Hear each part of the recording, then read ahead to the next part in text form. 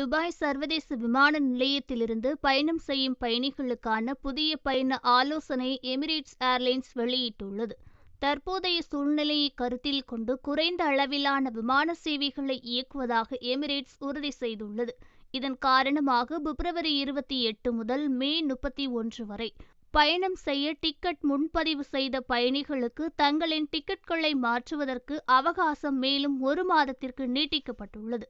April 2ஆம் தேதிக்கு பிறகு முன்பதிவு செய்யும் அனைத்து வகுப்பு பயணிகளுக்கும் இந்த முறை இலவசமாக பயண தேதியை மாற்றிக்கொள்ளலாம் என கூறியுள்ளது.